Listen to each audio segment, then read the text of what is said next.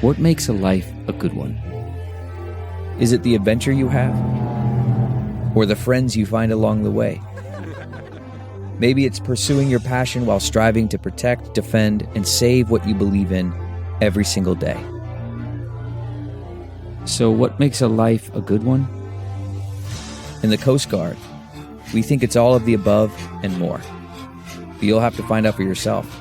Visit gocoastguard.com to learn more.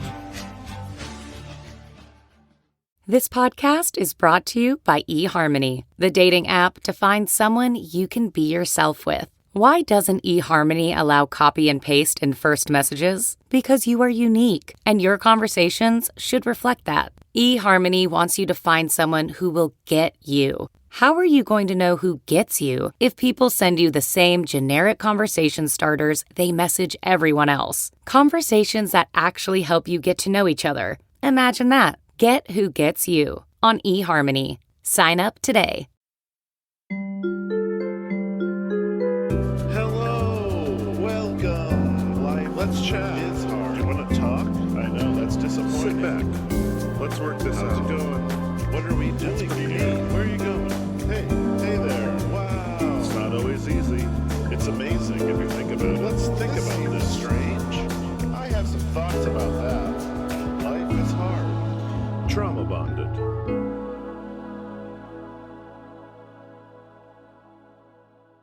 It's really hard for me to not make fun of this guy. Right.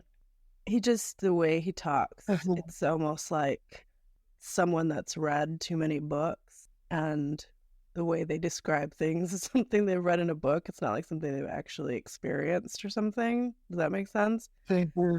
So I think we're going to have to really try to balance accepting who he is and the way he talks and the way he experiences the world with our sense of how we analyze these things. Yeah. And I want to err on the side of kindness. Of course. But I also want to acknowledge that it's a bit different and sort of, I don't know, validate our listeners who might be a bit turned off by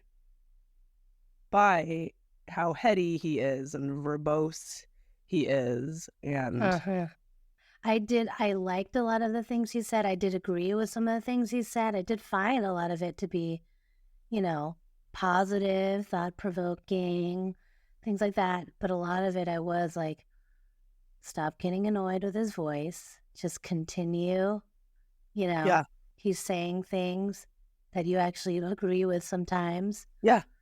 I found him really easy to listen to at times and really difficult to listen to at times.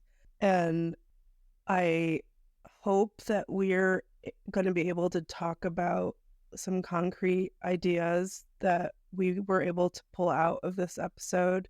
But it is very heady and philosophical. Yeah. That last line of his.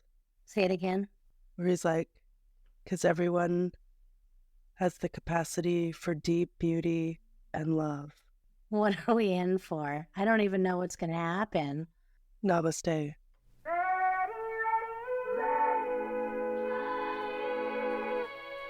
Welcome to Trauma Bonded. I'm Elly Westberg here with Therese Garcia. Hello. And today we're discussing, this is actually happening, episode 306, What If You Lived Someone Else's Life? And a brief synopsis. Our storyteller is especially shaped by his father seemingly fleeing from him at 5 years old. It breaks him, and those cracks never fully repair. He becomes rooted with the addition of sibling when he's 13. He finds a normie route of socialization and education hanging from the rafters and whatnot. He loses a dear friend in college, but his frat brothers lift him up and sustain him. He becomes a litigator, but eventually finds his real passion in restorative practice. After ending an 8-year relationship where he's been a co-parent, he moves to the East Bay to be closer to family. He also loses a professional partner to so much cancer. During a trip with his mom and Sib, he goes into cardiac arrest, dying over and over again. While in the hospital, he is in a 4-day coma where he becomes someone entirely different, diver. He perceives himself as a water diver, diving down deep into wells to save the dying.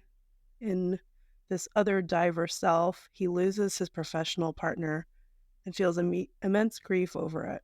He comes out of this dream feeling utter aliveness. Now he must go on living life, attempting to figure out his new self, seemingly abandoning his old self.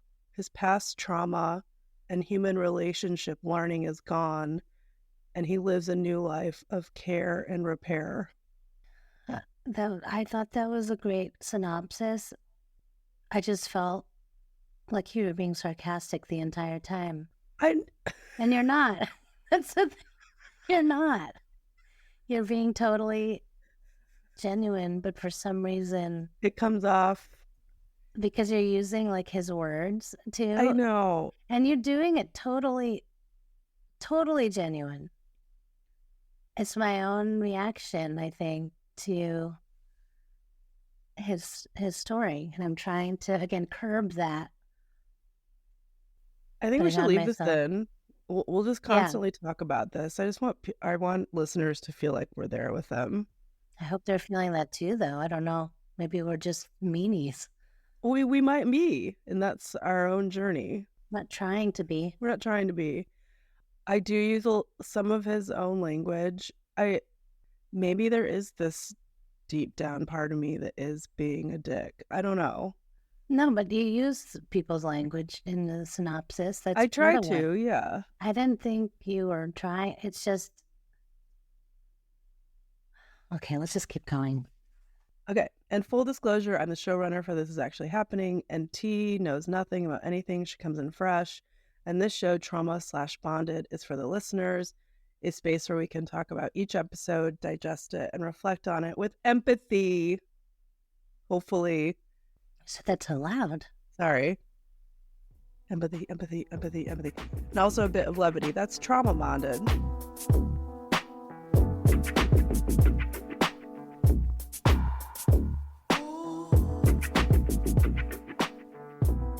T, what stuck out to you is the heart of storyteller story. I went with one word on this one. And the word I think is the heart of the story is descent.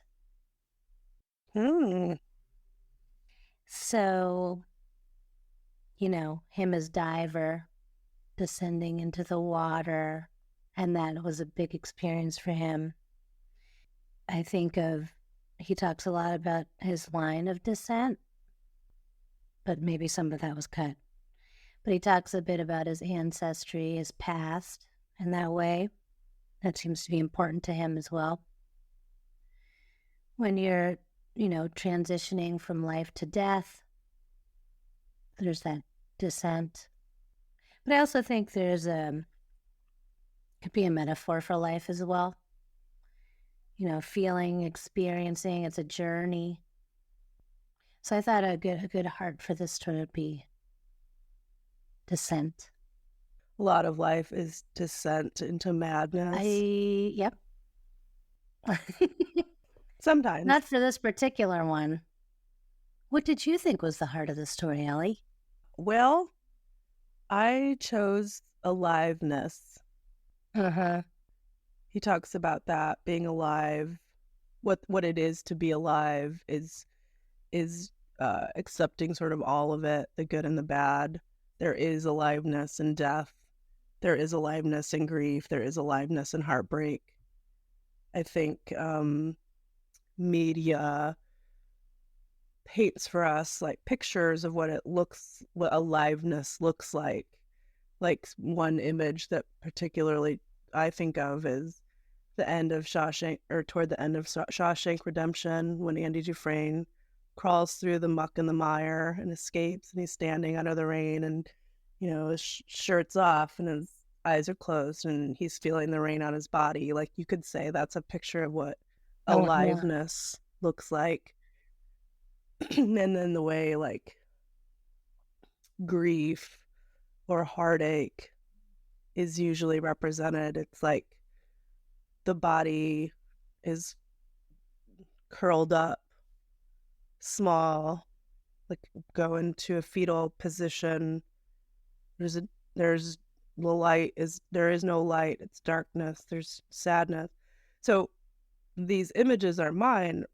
The images that we see is how we understand these terms. But I think he's making the point that all of the sad bits are also part of the aliveness. And I think, to me, it has something to do with you cannot appreciate the good parts without going through the bad parts. And we all go through the bad parts. That's inevitable. But if we keep keeping on, Not his words. we'll eventually find the goodness, the feeling goodness again. Yeah, I think that's right. Part of being alive is not just the good, Yeah. beauty in life, even with the bad stuff, and that you can only appreciate the good stuff if there's the bad stuff. So he's running down the street at 5 years old. His dad keeps going, and the soul image seems to break him. Do you think this story is less of an anecdote and more of like a picture of sort of what his child was like? Like, this one incident didn't specifically break him. This is an idea of his childhood. Right. That his dad wasn't present, that felt abandonment. And we never really get a full resolution of the father element. It does seem like at some point there does become an estrangement. And the edit that actually gets released might have more about the dad part in it. That's something like Whit and I talked about. That'd be nice. It's a bit of a mystery what ended up happening. But he does say he never felt love from his dad. Yeah. And he chalks him up to someone who isn't curious about your experience, which I think is a really great way to describe someone that might be cold and hard to be close to. Yeah. But the takeaway from this story, or this description of his childhood, I think is, he comes out with it with, he can't rely on anyone. He can't rely on anyone. And that it seems to be that his sense of himself comes back or is rerouted in taking care of his younger sibling once they arrive on the scene. Uh-huh. But he also gets a lot of the feeling of love from his mother as well. Yeah. But yes. But I think for him to feel like he has purpose, it seems to be restored. Yeah. I think it lessens the aloneness that he felt to now have this person that he is responsible for in a lot of ways. When again, I'm not going after him, but when he says, at 13, I noticed my mom was pregnant. Like, it's such a strange way to say. Instead of saying, my mom was pregnant or my sibling was born. My sibling was born when I was 13. Yeah. I noticed my mom was pregnant. Peculiar. Does it seem like, and maybe this is just a theory, when he talks about his past, he talks about it as if he's watching it? I just thought of it. He talks about this. Yeah. So maybe that's an example. Like, this other self, this old self, is like reading a book. You're reading it about someone else, not about yourself. Maybe that's why the way he describes some of the things seems outside of his own. Yeah, it's like he's seeing it on a screen. Wow, T, you should have been a philosophy major. Yeah. Were you surprised that he was in a fraternity? Yeah. Man, this is really challenging me because as much as I hate putting people in boxes, like, it's so hard to kick against. Like, if you were going to say I get it. There are different kind of fraternities out there. They're not all the stereotypical, like, frat bro, bad haircut. There are different types of fraternities. There's more like one's leaning toward social causes or one's leaning toward academia, whatever. It's hard though. It's just hard. I mean, when he said the word fraternity, I was like, wait, now what? There were a lot of moments where I was like, okay, I get it. Like I was just back from sailing at Catalina Island, and I'm like, oh no, you know. Well, it's clear that he's wealthy. Yeah. And he makes that clear. Yes. He's like, he was never wanting for anything. So there's plenty of money. I just got back from my sailing trip with Buffy to Catalina Island. Like, I was also surprised that a person might show compassion for someone being dead. You know, when like his future frat brother comes up to him after his friend has died, been brutally murdered. Yeah. He was surprised. Or maybe he wasn't surprised, but he was like, didn't expect another person to come up to him and be like, are you okay? To comfort him. Which I'm like, that seems like a normal reaction. But no, you're right though. It's not his recollection of it. It's his watching it happen to someone else. That's why he's talking like that. That's such a big realization to you that you just said that. Yeah. That helps me have more understanding for him in the way he speaks looking back on his life. It was happening to someone else, his other former self. Yeah. That's why he describes it like he's reading the script of Dead Poet Society or whatever. Right. Or yeah, reflecting on like watching the movie. Yeah. Like the words he used, like scenescape and stuff. Maybe he just uses words like that, but it's like you're watching a scene. Yeah. Bam. Boom. I thought it was really fascinating when he was talking about like being a litigator / mediator. I never really thought about that, the way he describes it. Like when you litigate, you're doing something to or for someone, whereas mediation is everyone's showing up sort of, they're on the side of the deal. And so when he gets into restorative practice, it's more about being with people toward a resolution. I thought that was like really, really fascinating way to look at that, and just thinking about how our justice system works. That feels like a kinder, gentler way to approach certain disputes. Obviously, something severely, terribly criminal couldn't be done in that way, but everyone working toward a resolution probably feels more satisfying than having to be someone's bad guy. Just one point when it almost felt like he was making fun of himself a little bit. Like this was, you know, as a litigator, that my masculinity was coming out. Yeah. And I thought it was so weird, but now that you've explained to me how to view how he says it, it makes so much more sense. Yeah. It is this single snapshot of, I've got a glass of nice scotch and a microbrew and a cigar, and I'm a litigator and I litigate and I'm smart and I'm clever and da da da da. Like he is talking about a version of himself that is not himself. So it's almost like we can make fun of him because he is sort of making fun of himself too.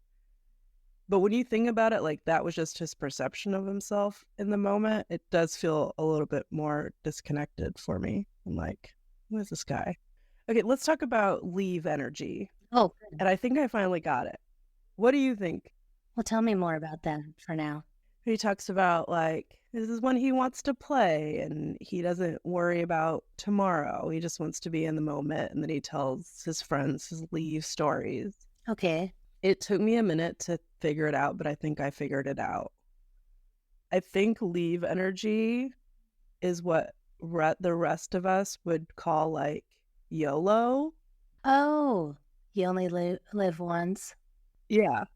That mentality, that attitude, like, fuck it. Yeah. We're going out. We're getting hammered. I'm going to take someone home. I'm going to jump out of an airplane. Like you're, I guess, leaving the idea of consequences behind. Yeah. You're leaving your path of toward, I don't know, success or whatever, or saving for a house. No, I'm going to take some of my money. I'm saving for a house. I'm going to go jump out of an airplane. Like, that's YOLO. Yeah. Do you think that? I think that's what he's meaning. Yeah. Oh, yeah. Sometimes you need to get that leave energy. Well, and he talks about how he like kind of exists in some relationships. He doesn't want to be too maybe deep in it. So he kind of lives in relationships in a leave energy where it's more like, we're here to have fun. We're here to play. We're here to, we ain't figuring everything out tonight. This is just a good time. Sounds fun. It's not how I would describe either of those things, but What would you describe? How would you describe it? But yeah, I wouldn't use endure pattern or leave energy. I'd just say like, I need to be less stressed out and have some fun tonight. Yeah. His language is very, It's very, very extra. yeah. Do you want to talk about the weekend trip where he dies? We probably should. That's a big one, I think. Again, I have so much more grace for him when I think about him telling this as someone that's watching it, and it didn't actually happen to him. We rented kayaks. We had sandwiches. I was singing. Apparently. No recollection of that. I feel like we learn a lot of fascinating sort of medical things in this segment. Yeah. This whole idea of like during CPR, his body would jolt up Yeah. because his brain was trying to reset itself. Can you imagine doing CPR on him or standing by, like, oh my God, what's happening to my son or my brother, and feeling devastated and worried, and then see him just sit up, and then you'd feel like a wash of relief, Yeah. and then you go back down, and like you're right back in. And that happened like several times. Yeah, the trauma. That sounds horrible to witness. And to this guy's credit, you know, the couple times that he gets really emotional and really upset during the episode is when he thinks about how much trauma his body has caused Oh, yeah. the people around him. It's not him himself, but his body has done it. And to empathize with them and think about what their experience of that was, it really upsets him that he feels guilty about it, even though it's not something that he can ever, that one, that he didn't cause on his own, but two, that he couldn't promise that it would never happen again, or Right. that he can't remedy in any way, and that he doesn't have a recollection of it happening to him. Yeah. And then this idea that he's got ice packs on his limbs to slow the blood flow to the limbs, like more of the blood goes to your heart and brain. And that seems like it was really hard for the family as well. Yeah, to see him cold and shivering. How awful. How do you hold that idea in your head of feeling guilty for something you had no control over? I don't know, but it's good for him, I think, that he acknowledges it. I don't know. It's weird because you're not like you can't feel responsible for it. Yeah, but it was your being that brought them pain. Yeah, but he does feel that empathy. That's why I thought it was really cool that I'm jumping ahead, but they did have this grief ritual. Mm-hmm. And it feels like this place where everything that felt traumatic about these events, that you could all come together, acknowledge, and sort of like acknowledge and send away. Yeah. Even his sibling redoing the massage, Mm-hmm. right? So that it has a different outcome. I think that was really powerful, that he acknowledged what they'd gone through so much and then tried to give them this gift of helping them let it go, which is also really special because a lot of us that have been with someone when they've died, we don't have a way to recreate those moments with the good outcome. We just have to sit with, we've lost them now and it's over. Yeah. He talks about the intubation tube. I mean, doctors have said it's the most intrusive thing that you can have done. They do it so much on like Grey's Anatomy and ER. So much all the time. Yeah. We need to intubate stat. All the time. It's incredibly invasive. I think it's as bad as being on a ventilator. Because what I've heard too is when you're on a ventilator, your body is like constantly fighting it because it's like battling the body's own rhythms of breath and taking breath. But trying to pull it out does show some brain activity, right? So that was a good thing. Yeah. But to witness that, again, he's on his own sort of journey in his mind, and everyone around him is just there in the physical, not knowing what's going on and having a hell of a time with it. Should we talk about Diver? Diver. I am Diver. Did you find that strange for him to be calling Diver? So it's like, a diver, the diver, like it's Diver as a name. I think to him, Diver is just Diver. It's not a diver, it's just Diver. It's not the diver. Yeah, so he's in this 4-day coma. I think this is just one of many sort of dreams, and I put that in quote, that he experiences.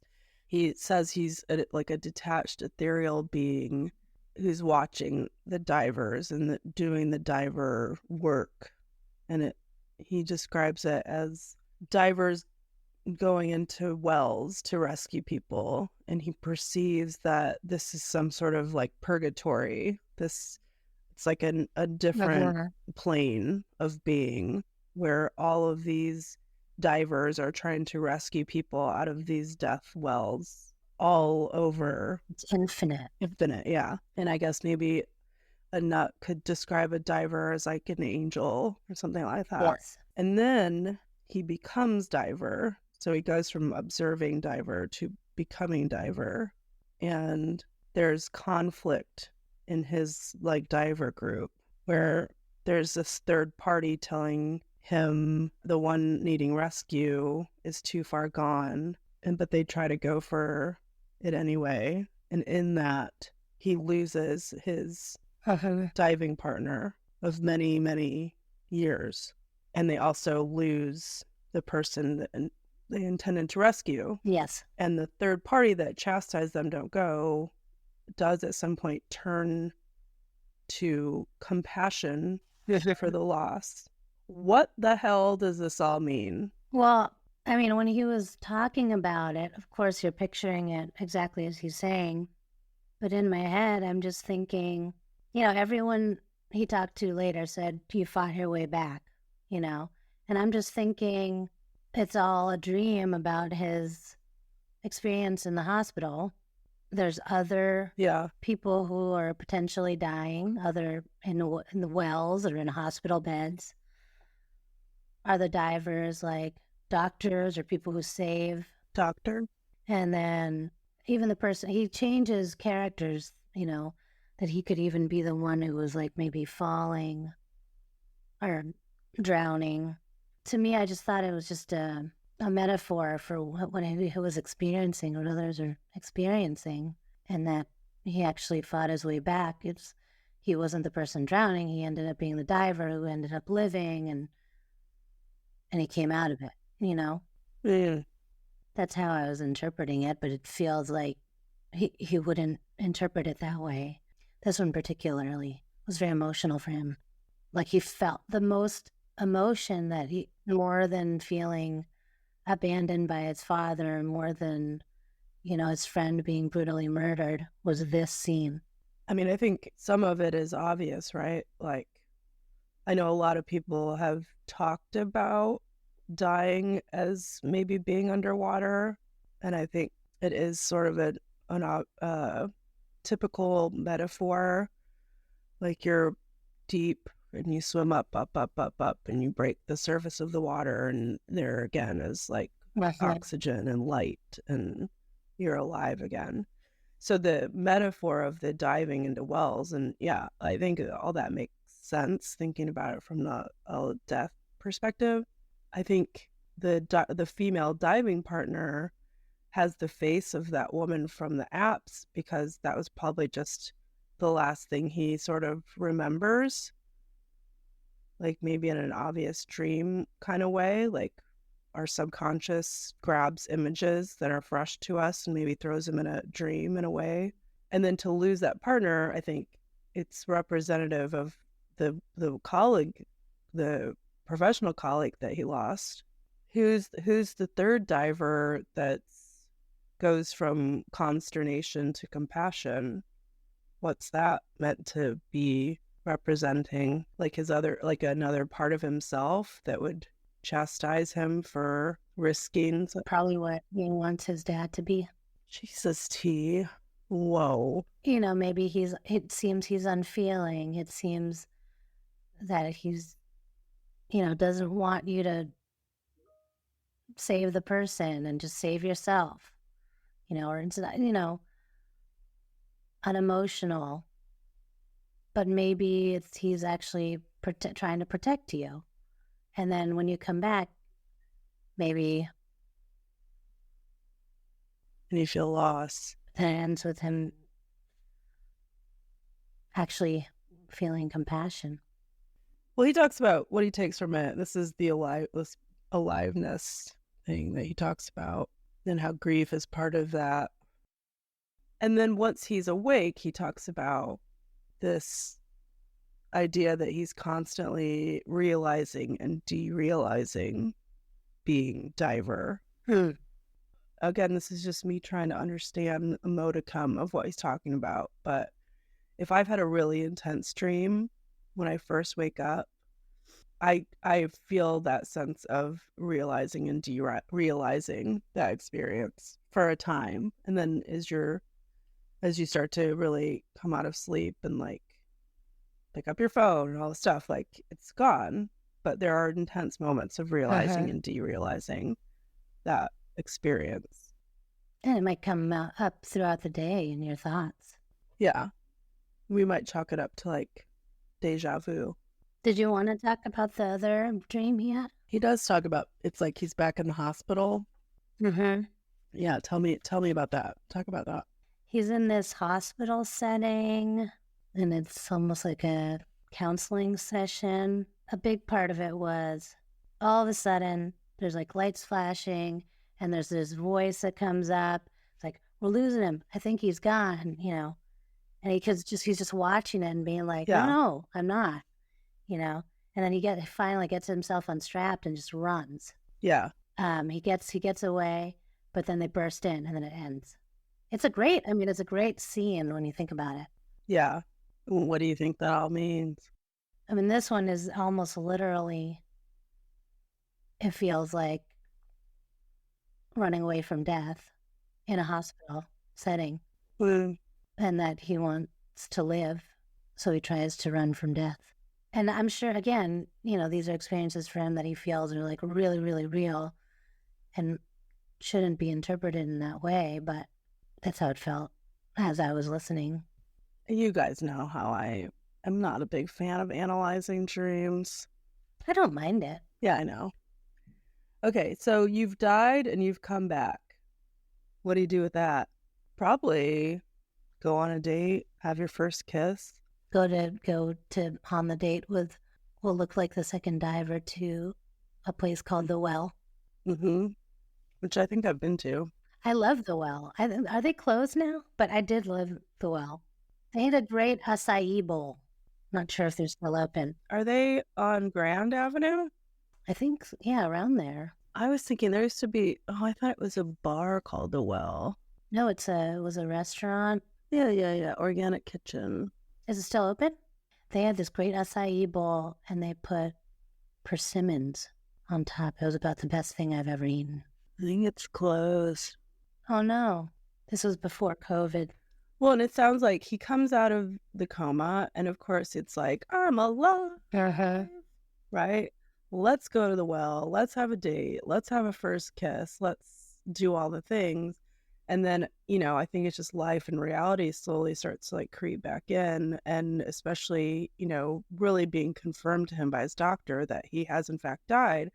I think they're done with that heaviness starts to set in, and he describes it as dread. And I think it is a really heavy thing to sit with. You've died and come back to live. And now what do you do with that information? Why did it happen? What does it all mean? he says that he ends up having it, it takes a few months to happen, and then he ends the relationship with that person. And then he said, he's talking about how he's like sobbing in his apartment. Yeah. And he says, like, from the depths comes a word, enough. And it keeps reverberating, enough, enough, enough. What do you think enough is referring to? It's a good word. Well, it's recently been used in pop culture. Like you're enough. Well, I was singing Barbie, I Am Kenough. Oh, yes. I was also thinking of the JLo movie, Enough. Oh, yeah, that's a good. There's a finality to the word enough, right? Is the voice or the word, does it mean enough of your dread? Get on with it? Or is it more like you are enough? I think it's both. Mostly on the you are enough. Or, he describes it, that he sees all these things, keeps getting flashes, and there's all these experiences. And any one of those experiences, right, contain the entirety of the whole. That's what he says it is. Yeah. Like, it's enough. Like that, what's happening, that's enough, Is this where he brings up Rumi's guest house? Whose guest house? Rumi was a 13th century Persian poet, and they wrote a popular poem called The Guest House, and it's frequently recited in mindfulness circles. The poem is a reminder not to resist the thoughts and emotions passing through you, but to meet them with courage, warmth, and respect. Mm-hmm. I looked that up. I read that. That wasn't just coming off the top of my brain. So that idea that, yeah, you're sitting, you're enough to deal with something, an idea enters, and you can sit with it and deal with it and meet it and do away with it. Yeah, that's good. He talks a lot about the me and the not me. What is self? Me-ness. Me-ness. He talks about me energy. Big me energy. The idea of self, I think, is it's a big one. It is a big one. I think people can get lost easily in bogged down in trying to understand what self is. The me and the not me. I think this is best represented in when we look back on maybe something that we've done or been or lived through or said, and we can't believe we did that. Maybe you're not proud of it, Yeah. And you who you are today would never say or do or be or find themselves in that situation, and you can't believe that you were ever that person. And I think the lesson that we're supposed to learn from that is that, or that's I've read this in memes or whatever, like if you look back and you feel regret about something you did or said or was, then that is good, because don't feel guilty about it, don't feel bad about it, but recognize that you've grown. Yep. The fact that you're able to see that that's not who you want to be. I think self is, it's a strange one. It's a difficult one. We have perceptions of ourselves in our mind that aren't always fully expressed in the way that we'd like. And so then we start to build a reputation for ourselves that maybe we don't perceive as the same. It can become a real mind fuck, because it's like this internal, I am me. How do you not know me? You don't know me. People can only know you the way you are to them. And it might not be who you want to be, but it is what comes out. And maybe it's coming out in a way because of stress or hunger or lack of sleep or whatever it is, but it's not who you are. It's how you are in the moment. We want to look back and think we understand things completely as they are, but they're often way more nuanced than, like, we should give ourselves more credit. But I look back and see how I've navigated certain relationships, and I've just been like, Yeah. what was I thinking? And not just what was I thinking for that day, but what was I thinking for years? And like so mad at myself, but also like so proud of myself for finally turning it around and knowing that I never do it again, or at least hoping that I never do it again, and having some grace for my former self to see, oh, I can see how you were led into that and it was hard for you to leave it. Like, I can see that in you, and I forgive you for that. And you're stronger for having done it, and you can't regret it. And just hopefully going forward, you don't do it again. But I mean, that experience is part of the reason why you won't do it again. So you had to have it. I know, I'm quite certain if at the start of our lives we were shown every bad thing we end up doing over the next 70 years, and we were asked, do you want to continue on? Do you want to continue down the road, or do you want to bow out? I think most people would probably bow out, but it is the nuance of life. It's a book. The nuance of life is it's just you're handling it as it comes at you, and sometimes you find yourself in a position you never thought you would be, and you just deal with it in the moment. I think that is self, and I think that's how we can look back and have grace for former versions of ourselves. That's tough.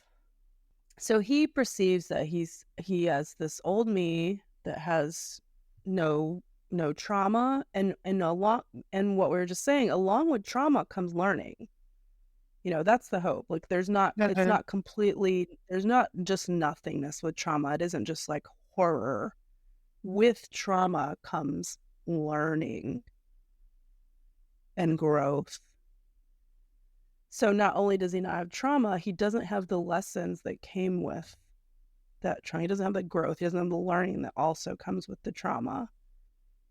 So he is in a lot of ways like a blank slate, which means like he doesn't know how to navigate relationships because all of that learning has been undone.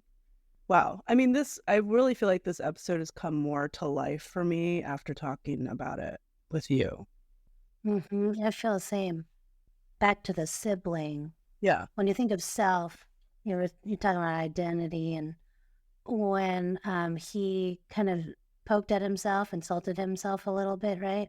Yeah. His sibling was like, I loved my older brother, back then. Yeah. I was thinking of my cousin who had a stroke years and years and years and years ago. Completely changed personality, intellect, I'd say, a little bit. And thinking about that, if you're like reborn and you don't have the trauma from your first life, you're almost a bit kid-like. I'm just seeing parallels with my cousin who had a stroke many years ago, decades. It's almost like a totally different person. It makes you realize like how fraught our day-to-day experiences are with memory. It makes me think of my grandpa who suffered dementia at the end of his life. He was a hard, cold, stern disciplinarian. And at the end of his life, he became like the most gentle, loving, interested person who had perspective and an understanding of self. And he couldn't remember, but he did have a sense of how he was, and he openly would say that he was sorry for who he was, and it was a really short time, but it gave a lot of healing to my mom and her brothers, I bet. Because with all of that memory gone, there is no, you might lose the good, but you're losing all the bad, including all of his trauma that he grew up with. And now it is literally just sitting with, I'm human, and I've got people around me that love me, and I feel that love. What do I do with that? without putting it through all these filters that I have my whole life. Yeah. Something to be grateful for. Ooh, we are carrying around a lot of shit, aren't we? Yeah.